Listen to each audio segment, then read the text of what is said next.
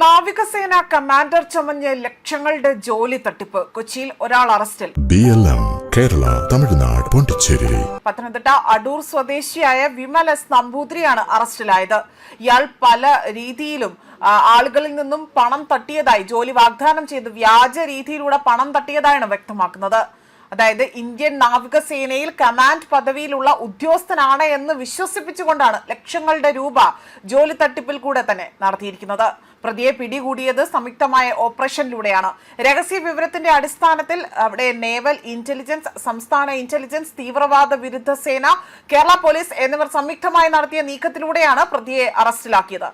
അതുപോലെ തന്നെ പത്തനംതിട്ട പന്തളം സ്വദേശിയായ വ്യക്തിയുടെ ഭാര്യയ്ക്കും സഹോദരിക്കും പൊതുമേഖലാ സ്ഥാപനത്തിൽ ജോലി വാഗ്ദാനം ചെയ്തുകൊണ്ട് 18 ലക്ഷം രൂപ തട്ടിയെടുത്ത കേസിലാണ് നിലവിൽ അറസ്റ്റ് ചെയ്തത്. 2023 ജൂലൈ മുതൽ 2025 ജനുവരി വരെയുള്ള കാലയളവിൽ പല തവണകളിലായാണ് ഇയാൾ പണം കൈപ്പറ്റിയിരിക്കുന്നത്.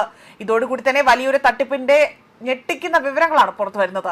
ഇയാളുടെ പിന്നിൽ മറ്റേതെങ്കിലും തരത്തിലുള്ള സംഘങ്ങൾ പ്രവർത്തിക്കുന്നുണ്ടോ എന്നതും വ്യക്തതയില്ല. അതോ മറ്റേതെങ്കിലും തീവ്രവാദ സംഘത്തിലെ കണ്ണിയാണോ ഇതിലൂടെ തന്നെ ഇപ്പോൾ കേന്ദ്രീകരിച്ചുള്ള അന്വേഷണങ്ങളാണ് നടക്കുന്നത്. പാലാരിവട്ടത്തെ ഫ്ളാറ്റിൽ പോലീസ് എത്തിയത് അറിഞ്ഞുകൊണ്ട് ഓടി രക്ഷപ്പെടാൻ ശ്രമിച്ച ഇയാളാകട്ടെ ആലുവ ചെങ്ങമനാട് അവിടെ നിന്നാണ് കഴിഞ്ഞ ദിവസം പോലീസ് സംഘം പിടികൂടിയത്. കോടതിയിൽ ഹാജരാക്കിയ പ്രതിയെ റിമാൻഡ് ചെയ്തു. മുൻപ് എറണാകുളത്ത് ഒരു ക്ഷേത്രത്തിൽ ശാന്തിക്കാരനായി ഇയാൾ ജോലി നോക്കിയിരുന്നതായി തന്നെ പോലീസ് അറിയിച്ചിരിക്കുകയാണ്. തട്ടിപ്പിനായി ഇയാൾ നാവികസേനയുടെ വ്യാജ ഐഡന്റിറ്റി കാർഡുകളും വേഷവിധാനങ്ങളുമാണ് ഉപയോഗിച്ചിരിക്കുന്നത്. പ്രതി താമസിച്ചിരുന്ന പാലാരിവട്ടത്തെ ഫ്ളാറ്റിൽ നടത്തിയ പരിശോധനയിൽ ഞെട്ടിക്കുന്ന കാര്യങ്ങളാണ് കണ്ടെത്തിയത്. കമാൻഡർ റാങ്കിലുള്ള ഔദ്യോഗിക നേവി യൂണിഫോമുകൾ, ബാഡ്ജുകൾ, മറ്റ് ഔദ്യോഗിക ചിഹ്നങ്ങൾ, അത്യാധുനിക വാക്കി ടോക്കികൾ, അതേപോലെ തന്നെ അലങ്കാര വാളുകൾ, സൈനിക ഫ്ലാഗുകൾ, അത് എല്ലാം തന്നെ പ്രതിയുടെ താമസ സ്ഥലത്ത് നിന്നും അന്വേഷണ സംഘം കണ്ടെത്തിയിരിക്കുകയാണ്. പ്രതി ഇവ കാണിച്ച് വിശ്വസിപ്പിച്ചാണ് അവിടെ ഉദ്യോഗാർത്ഥികളെയും അവരുടെ കുടുംബാംഗങ്ങളെയും എല്ലാം തന്നെ അവിടെ സ്വാധീനിച്ചിരുന്നത്. കൂടുതൽ ആളുകൾ ഇയാളുടെ തട്ടിപ്പിന് ഇരയായിട്ടുണ്ടോ എന്നതിപ്പോൾ പോലീസ് അന്വേഷിച്ചു വരികയാണ്. സംഭവത്തിന് പിന്നാലെ തന്നെ ഇന്ത്യൻ നാവികസേന ഔദ്യോഗിക ജാഗ്രത നിർദ്ദേശം പുറപ്പെടുവിച്ചു.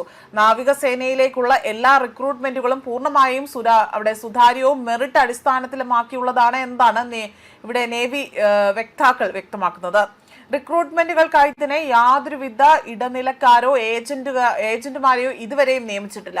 ഔദ്യോഗിക വിജ്ഞാപനങ്ങൾ വെബ്സൈറ്റിലൂടെയും സർക്കാർ മാധ്യമങ്ങളിലൂടെയും മാത്രമാണ് ലഭ്യമാകുന്നത്.